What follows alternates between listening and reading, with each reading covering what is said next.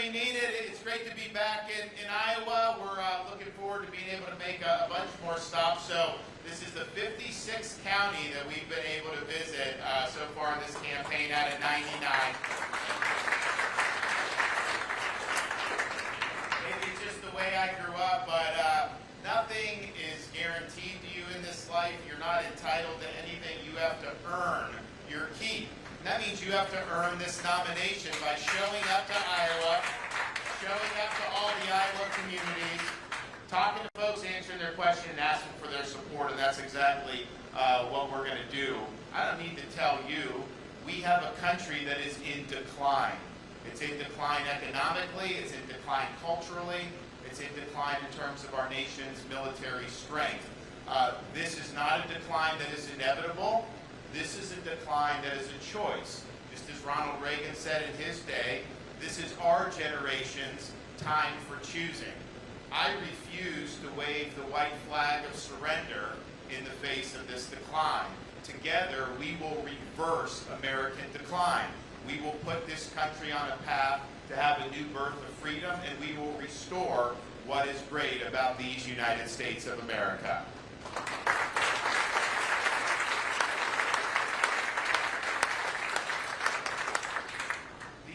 What Biden is doing with Bidenomics is hurting a lot of people. At the end of the day, we talk about this stuff about what you want to do in Washington or if you're a governor, all this stuff. And I look at it, you know, there's dollars and cents. There's all these things you can get mired into. I just take a step back and say, what kind of country do we want to live in? And for me, you've got to be able to have a country that if people are working hard, if they're doing the right thing, raising kids, raising a family, that they can succeed in America. It used to be that that was the case.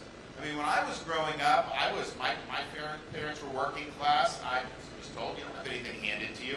I worked minimum wage jobs growing up as a kid, putting myself through school. Any job under the sun I would work, and even making that, whatever it was at the time, $5, $6 an hour, I still felt like I was able to get ahead because I'd save the money, I'd do the school, I'd do what I need to do to put myself in a position to succeed. And I remember those days. I remember what it was like to have basically $100 to your name, you know, when you end the school year. I remember when so I worked hard to kind of put myself in that position to eventually start to do well financially. And so, you know, I get these, you know, degrees and everything. But instead of doing that, when 9/11 happened, I joined the military. Joni had mentioned, so I volunteered to serve. I didn't get my schooling paid for or anything. I just did it because I felt it was the right thing to do.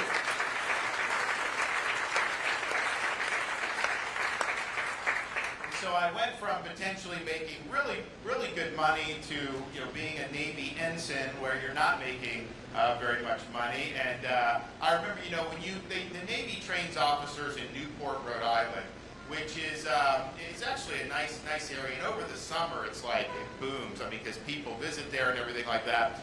And so when you're going through the officer stuff, it's basically like a boot camp, right? So you're on the base, you're eating at the chow hall, no liberty or anything like that for weeks and weeks. But then kind of the last time before you graduate and go off as a commissioned officer, they give you a night to go out and have liberty out on the town. So you wear your white uniform, you know, you go out. So we all went out and, you know, we're in the whites and we're ensigns. So like you have like one ribbon, you know, 01. And so we're going around, and look, I had no money. Most of the guys I was there with had no money, but we had been eating in the mess hall for however many weeks. So we said, you know what? We've got some freedom. Let's find the nicest steakhouse we can find in Newport. Let's just show up, and, you know, we'll just bite the bullet. You know, if it costs a lot of money to have a good meal, we've earned it. So, you know, we go and we sit down, and heck, if within like 10 minutes the waiter comes up to us and says, well, there's a gentleman downstairs that does not want to be recognized. He just wants to thank you for your service, and he wants to pick up your entire meal. All right, well, I ordered the porterhouse and the lobster and everything. You know, you got to figure out what to do. So, but that was just kind of my experience. But even doing that, you know, I never doubted the American dream. I never doubted the ability that ultimately you can succeed in this country. And that is being called into question because of the policies. And you have to admit, it's not just Democrats. both Democrats and Republicans have spent money and added to the debt and have fueled the inflation that we've seen. This country's added $6 or $7 or $8 trillion in debt just over the last 5 or 6 years. And that was done with both parties in D.C. You know, D.C. does well when that happens. Everyone else is forced to pay the bill. So I now am going around, it's common, and you guys know this too. You know, I'll have people come up to me saying, you know, it's like you go to the grocery store, and it used to be you figure out what you need for your family. Now it's you get to the cash register and it starts ringing up so high, you got to take things out because you're on a budget, and then you got to afford gas, which is going up, and I think it's going to go up a lot more, unfortunately, with the way things are going. Then you talk about if you want to buy a home, wherever you were 5 years ago compared to now, the same home adjusted for inflation, your mortgage payment would be twice as much as it was 5 years ago. How are you going to be able to raise a family when that's happening? A new car, cars have gone up 70% in the last 5 years. Probably going to continue to go up from there. So these are just the basics of what it means to advance yourself in America, and that is out of reach for millions and millions of Americans. And so as your president, I'm going to have an economy that's #1 goal is to make sure those hardworking people can succeed again. We need to restore the American dream in this country.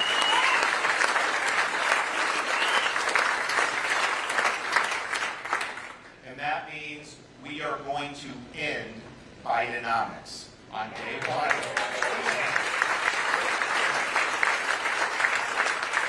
On day one, we're taking all the Biden regulations, executive orders, I'm going to grab them, and I'm going to throw them in the trash can for good. And we're going to have a new era in this country. We're also going to fight, if we need to, against the people in Congress that are spending so much money. Look, I think we need a balanced budget amendment to the Constitution.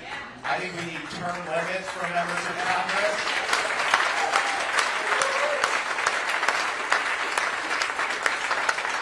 Well, we're going to fight back against it. And you know, as governor of Florida, since I've been governor, we've actually paid down almost 25% of our state's total debt that it's accumulated for its entire history as a state.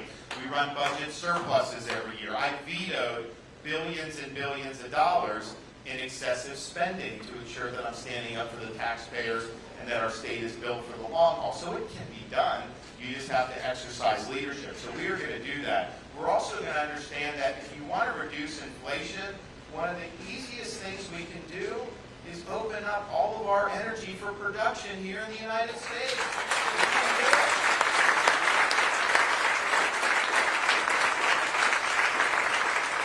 We should be, I mean, we actually are very good at energy, and we're producing a lot more than Biden would like, because a lot of that was in the pipeline before he became president. But he's not permitting any pipelines or infrastructure. We could be the dominant power by a country mile with respect to energy. If that's the case, it's better for people. Gas prices will be lower, energy costs will be lower for businesses and the economy, jobs will be plentiful, but our national security will be better. A strong America, an energy-dominant America, means a weaker China, a weaker Russia, a weaker Iran, and a weaker Venezuela. From a national security perspective, it's a no-brainer. So we're going to open it up, and we are going to lower people's gas prices. It's very, very important.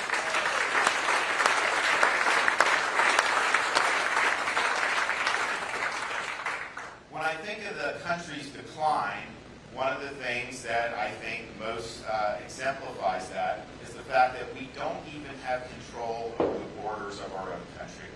We have ceded control of our southern border in key parts to the Mexican drug cartels.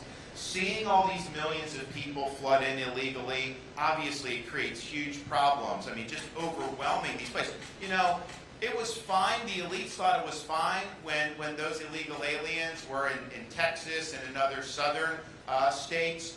The minute they had to deal with it, they got very upset. You know, Florida, we transported 50 illegal aliens to beautiful Martha's Vineyard, and they got very upset about that.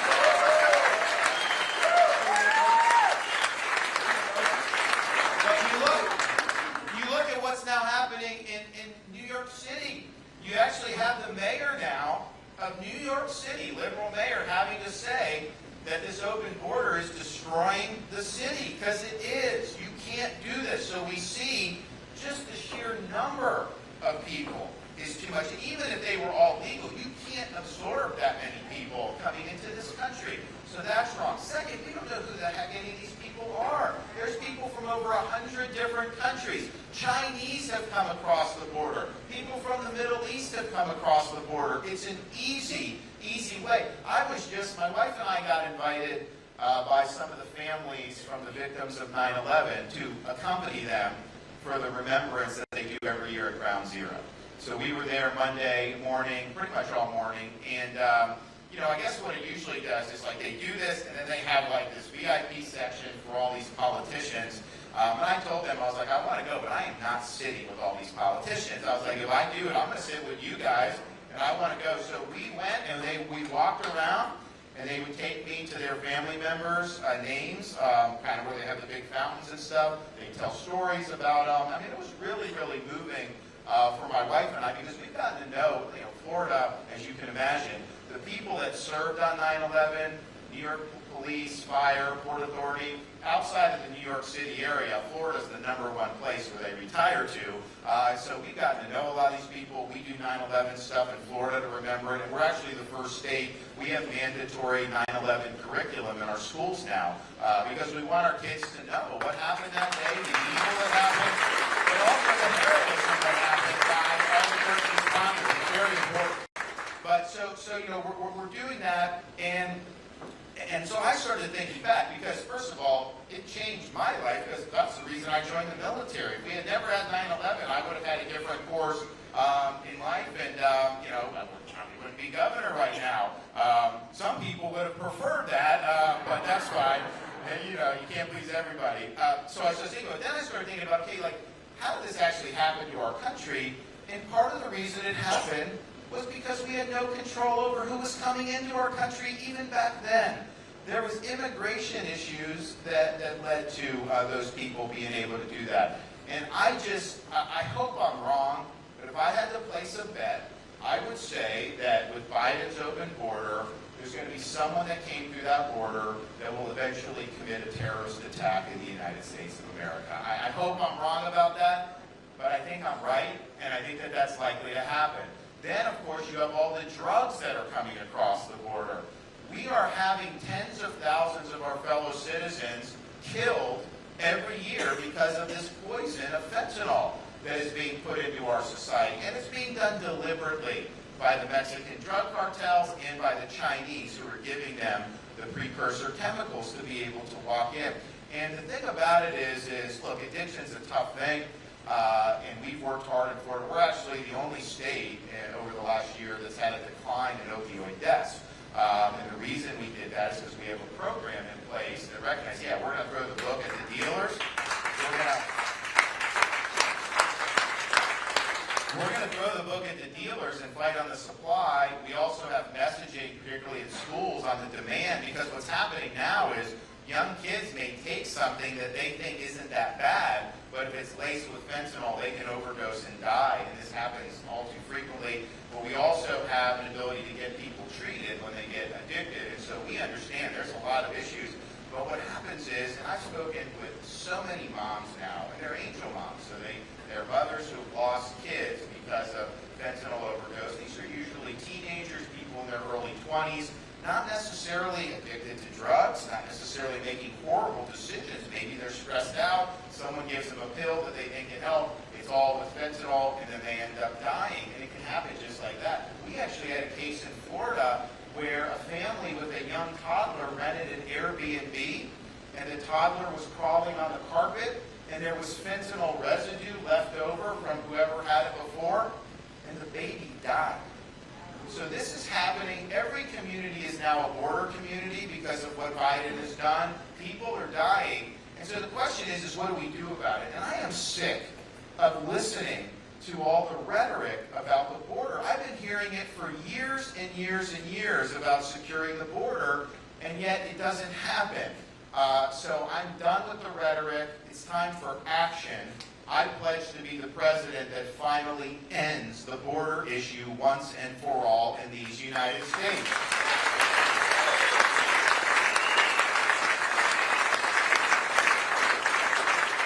And how do you do that? It's got to be a day one issue. Day one, we're going to declare it a national emergency. We're going to mobilize resources, including our military, to be at the border. We're going to stop the invasion. We're not going to allow the bogus asylum claims. They can wait in Mexico. We're going to stop that. We will build a border wall because I think it is important to be able to stop. But the thing that I'm willing to do that other presidents have not been willing to do, and even these candidates, we are going to hold the Mexican drug cartels accountable for what they are doing to our people. And that means we will use deadly force against the Mexican drug cartels. Yeah. And think about it. If you had somebody break into your house with hostile intent, you'd have every right in the world to engage that individual to protect yourself and your family and your home with deadly. That wouldn't even be a question, at least in Florida. I don't think it is in Iowa either. Maybe in like San Francisco, it could be different. I don't know. They pretty much let the inmates run the asylum there. But that's not going to work when I'm president, too. We're going to hold those cities accountable because they need a new sheriff in town. So no one would think. But how can it be that someone with a Mexican drug cartel can have a satchel of fentanyl on his back, actually cut through the border barriers that are there? In some of these big steel beams, they will cut through it, scurry in with this, and then distribute this poison across the country, killing people, and we're just supposed to sit and take it? No, if you're breaking into our country with hostile intent, we're going to hold you accountable. So what I've said very clearly is, when the Mexican drug cartels are trying to bring the fentanyl into our country with me as president, it will be the last thing those cartel members do, because we're going to leave them stone cold dead at the border.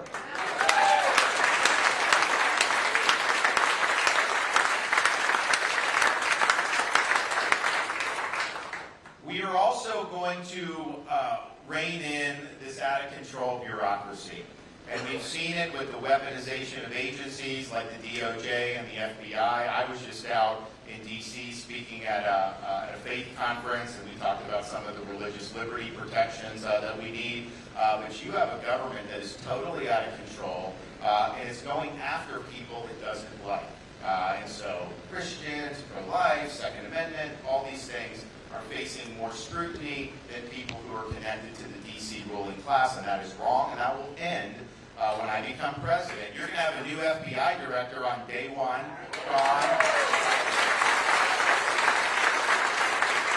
DOJ, FBI, all that.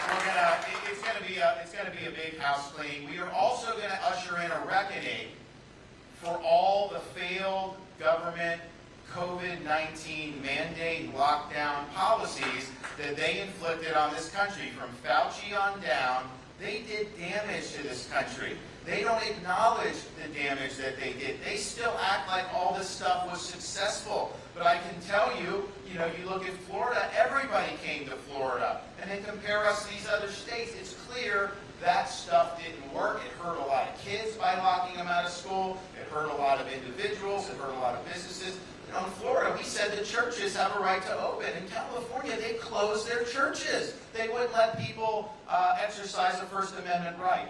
So I think it's going to happen again in this country unless we have accountability. I'm the only one running for president that is willing to bring the reckoning to the CDC, NIH, and FDA that those agencies deserve.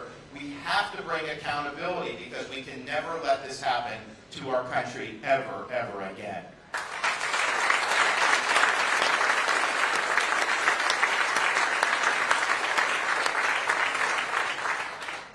So when I approach issues, I obviously have, faith that guides me, political philosophy that guides me, but what it guides me more now than 10 years ago before we had kids is the fact that I'm a dad of a 6, a 5, and a 3-year-old. And I see what's happening around this country where there's really an all-out assault on parents' rights, all-out assault on the family, and I know we cannot be successful as a country if if we don't recognize the fundamental right that parents have to direct the education and upbringing of their kids. You recognize it in Iowa, we've protected it in Florida, but some of these other states are doing the opposite. In California now, they passed legislation that says, as a parent, if you have a kid, say you have a 10-year-old son, and your son comes to you and says that he thinks he's really a girl, if you don't indulge that, you could lose custody of your kids.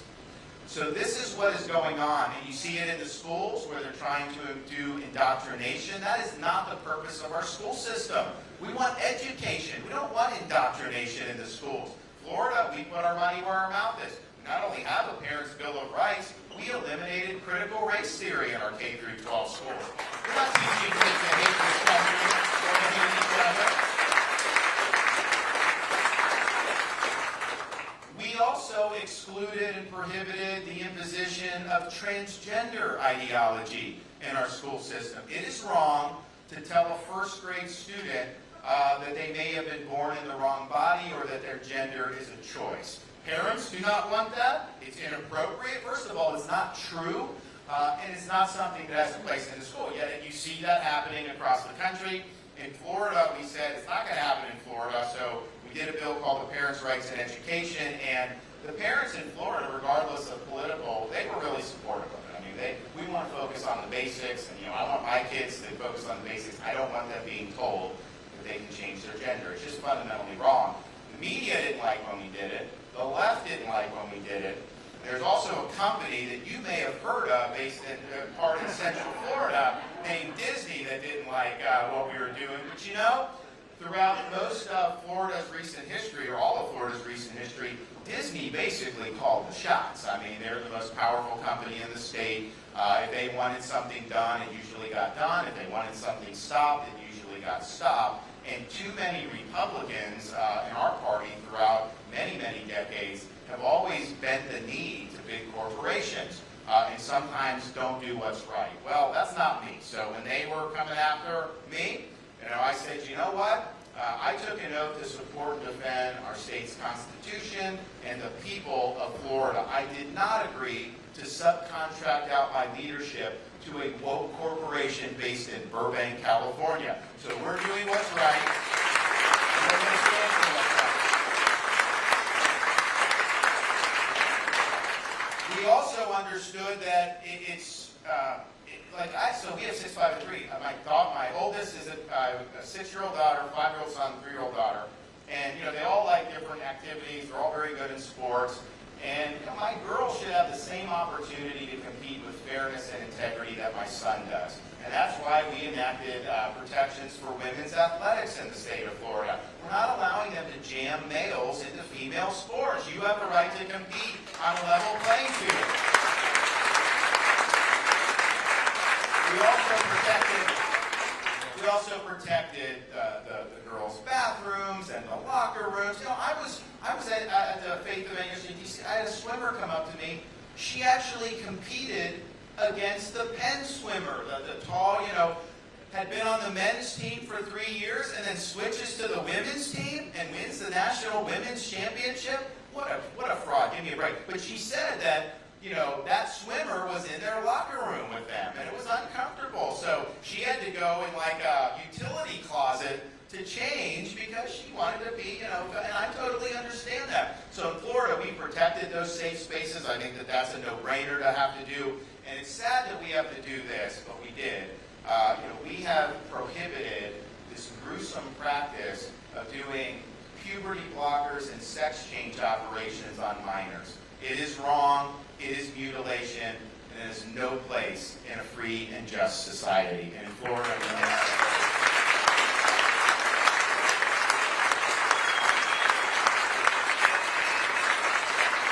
Now, part of the reason we're sometimes I think to myself, if we were here just 10 years ago, and I told you some of the stuff that was happening, you probably wouldn't believe that this was going to happen. So things have really gone off the rails very quickly. Why is that? I think it's because a lot of this is about ideology. It's about woke mind virus and the woke agenda trying to take over every institution in our society. And some people say, oh, you should be talking about it. We don't even know, people don't know what it means, all this stuff. Listen, at the end of the day, woke represents a war on truth. And we have to have a society that's rooted in truth. Do not tell me that a man can get pregnant and expect me to accept that because it's not true, and I won't accept it. And we can't be successful as a society if we're accepting things that are not true. The truth will set us free. But it's also the case that when this ideology takes over parts of our society, it has a huge, huge negative impact on the American people. I mean, just think about things like ESG, this idea that businesses should pursue environment, social governance. All it is, that's just a facade to justify major corporations departing from their core business mission to try to pursue a left-wing agenda. Maybe that's against firearms, maybe that's against energy production, you name it, but they're trying to change our society, and they're doing it in a way that's going to make our country poor and less free as a result. When it overtakes education, you get indoctrination in the schools, and our kids end up dumber as a result. When it overtakes criminal justice, why do you have all these cities decaying? San Francisco, Los Angeles, Chicago, Baltimore, Philadelphia. It's because they're not holding criminals accountable. And that's all driven by ideology. So people are less safe, these communities get hollowed out, a lot of them move to Florida, and they tell me the stories about how bad it was there. So in Florida, we recognize that we can't just sit back and allow this to run roughshod over our society. We've made our state the place where woke goes to die. And we have beat the woke in the state of Florida more than anybody else has done in any other part of the country. And as president, we must together work to leave woke ideology in the dustbin of history where it belongs once and for all.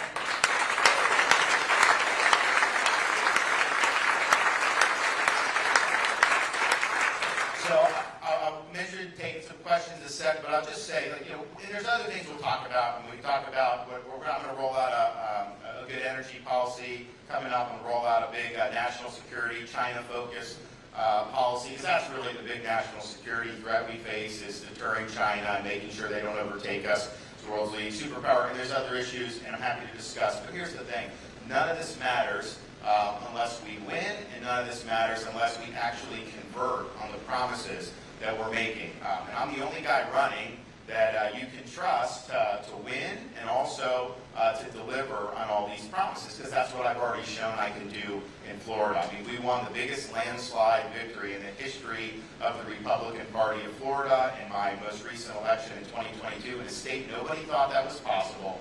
And it shows that people respond to boldness, they respond to leadership, and they respond to results. I can also tell you that every single thing I promised my voters I would do, I have followed through with and I have accomplished. Everything from universal school choice to eliminating critical race theory to banning the purchase of land in Florida by the Chinese Communist Party and its affiliates.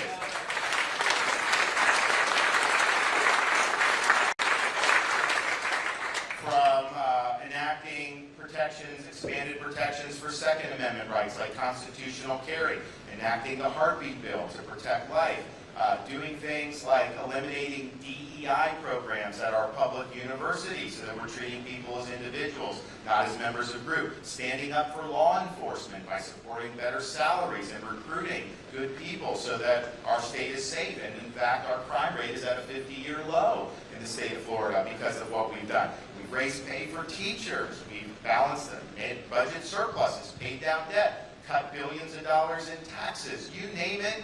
We said we would do it, and we followed through with it. And so you can have confidence, and you can have trust in me, that when I'm telling you what I'm going to do is what I'm going to do. If I don't plan on doing it, I'm not going to tell you I'm going to do it. That's not how I roll.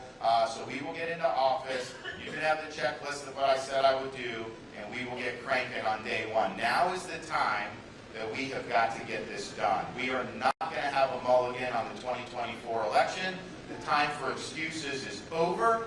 We have to get the job done. I will get the job done, and as your president, I will not let you down. Thank you all. God bless. I'm going to take some questions.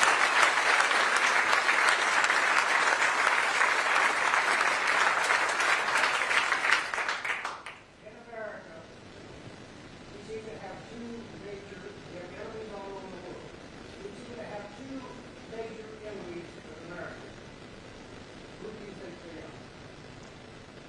mean, look, I think. Okay, okay. Yeah. Right. Chinese, okay, yeah, so, and I think that's a great, what's your name? Bill, yeah, no, I think that's a great observation, particularly when you say who are the enemies, obviously enemies abroad, people would say China, but who's the enemies at home? China has infiltrated this country. I don't want Chinese being able to purchase Iowa farmland. I want Americans to control our food supply. It's important to our national security.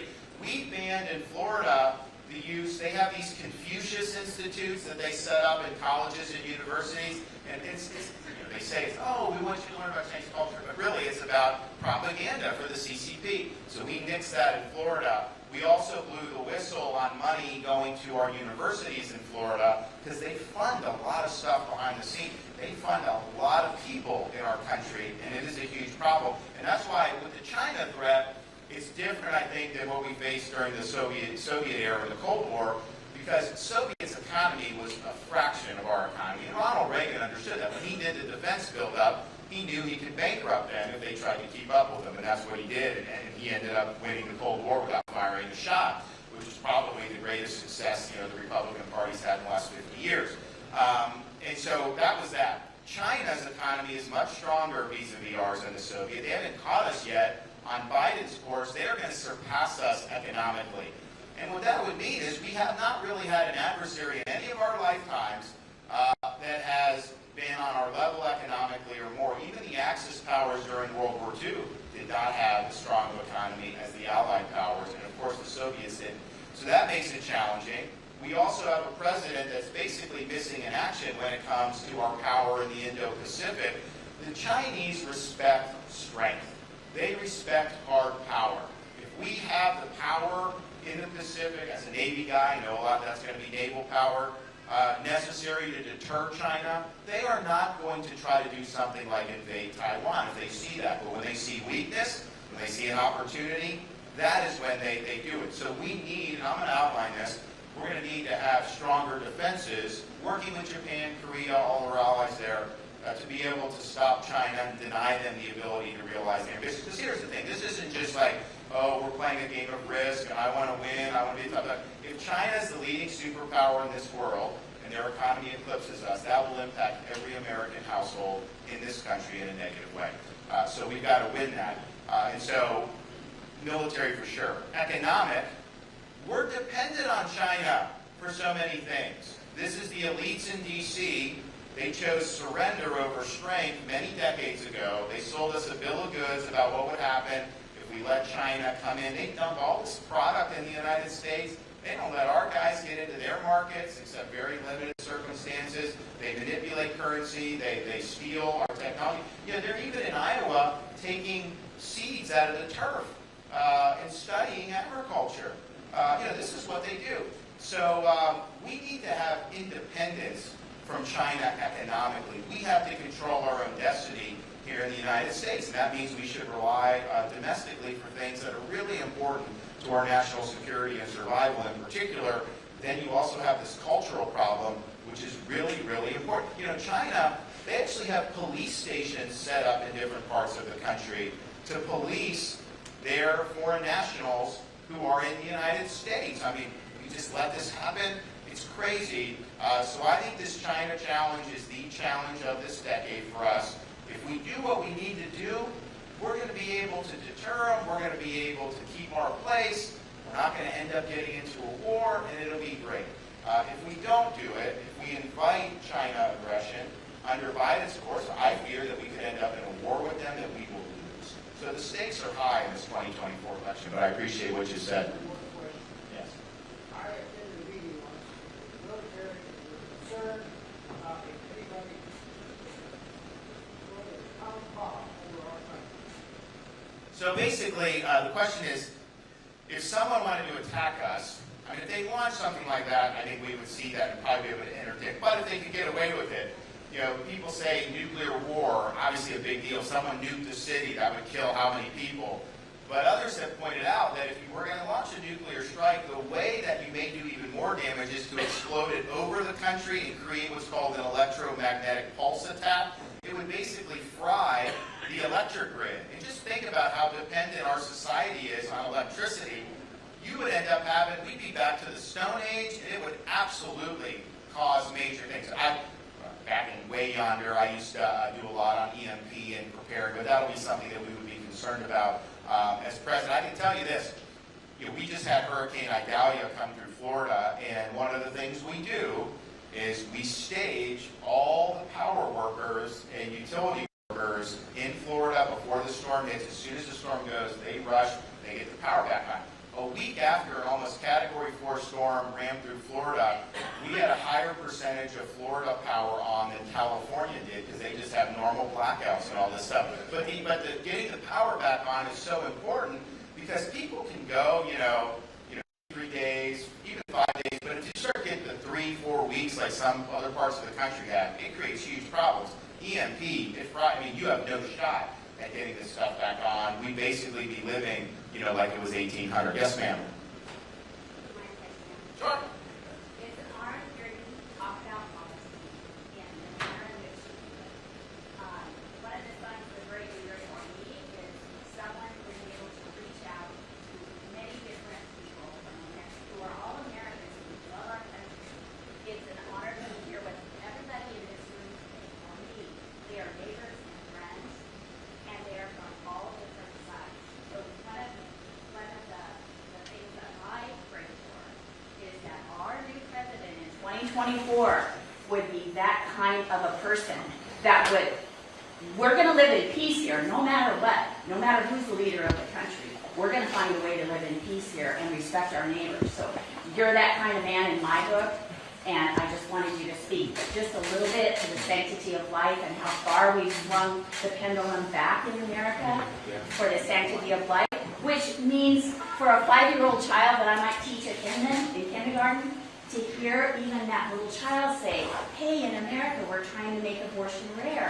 My life means more now.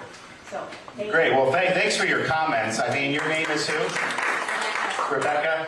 But I appreciate the sentiment. I think one of the things we did in Florida is, I got elected. It was a very narrow margin, 32,000 votes, and then 4 years later, we won by 1.5 million votes.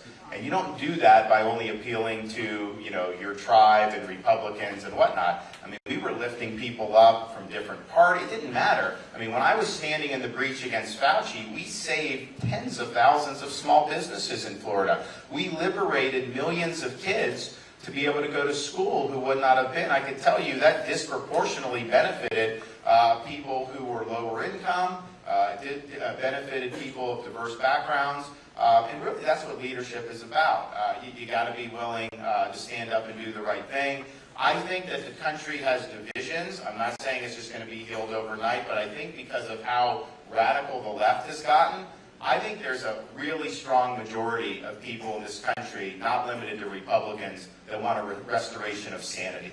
I think they understand things have gotten off kilter, and they want to see just the basics honored. If we just get the fundamentals right as a country, on a lot of this, we're going to do really, really good. There's some complicated issues, don't get me wrong, but we're not even getting the fundamentals right. I mean, when we can't even say, can a woman become a man? If we can't even answer that question as a society, that's a problem. That's a big, big problem. And look, in terms of the sanctity of life, one of the things that I think is important to point out, I think in Florida, we've done, just like Iowa, we've done, pro-heartbeat legislation, which is great, but this is something that needs to be there for the long haul. And so what we've done in Florida, we've expanded health coverage for low-income mothers after they have a child. We've beefed up adoption and foster care for sure, but part of the stress, I think, that a lot of expected mothers have now is the financial stress,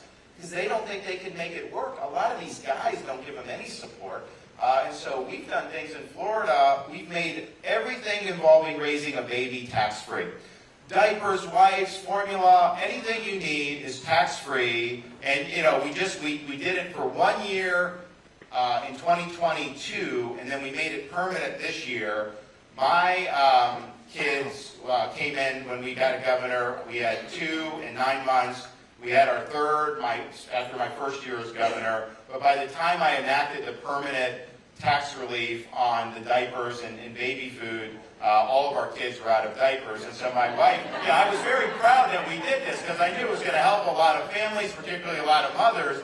And my wife just deadpanned to me and said, "Why didn't you do that in 2019? It would have saved us a lot of money." And it's true. But another thing we've done in Florida, and I think we're going to try to replicate this nationally, is my wife has created a program called Hope Florida. And what it is when people go in for government assistance, and a lot of times it's single women with kids, not limited to that, but that's a huge thing that you have to help. Instead of just doing government checks and thinking somehow that's magically going to solve the problem, she's created something called the Care Portal. So anyone in the community, all the churches can sign up for it. All the charities, businesses, anyone that wants to volunteer. So when that mom comes in, she needs something for her kids, it goes out to everyone through the portal, and guess what? A lot of times the churches respond, they take her under the wing, and she never comes back for government assistance. She's on a pathway to success. And that's what we have to do.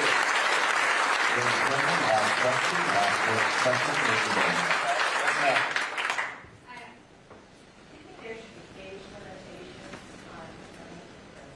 So the question is age limitations for running for president. Listen, I think, watching what's going on now, it's sad. I mean, honestly, it's sad. And here's the thing. This is not a knock on any one individual. Father Time is undefeated. Father Time just simply works his will. That's the reality of the situation. I think if the founders could be here today and they could witness this and then go back to Philadelphia in 1787, I think they would have put an age limit. I do think they would have done that because they have an age minimum. And so they recognized that you needed to have a certain amount of maturity. I think they also would recognize that one. So here's what I can promise you. I don't think the presidency can be successfully discharged by somebody that's 80 years old. This is nothing against 80 years old. I'm the governor of Florida, for Pete's sake. I've got a lot of great 80-year-olds. But the reality is you've got to go, and the only way we turn around this country is to have a vigorous, energetic, no-nonsense, strong president ready on day one to just blitz this bureaucracy, blitz through everything we need to with the Congress, and just not stop for 8 years. And we do need a 2-term president, by the way. One lame duck is not going to cut it. You need a 2-term president to be able to really be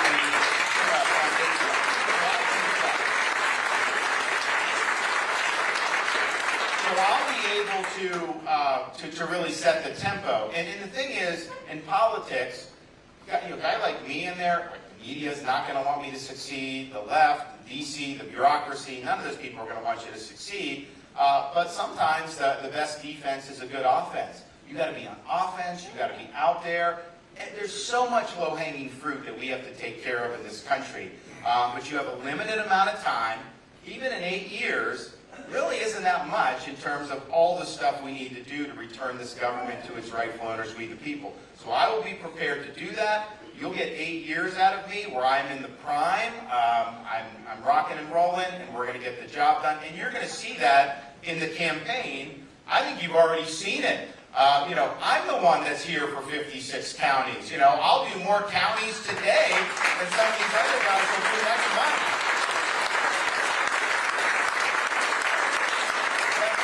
It's also another issue just practically for the campaign.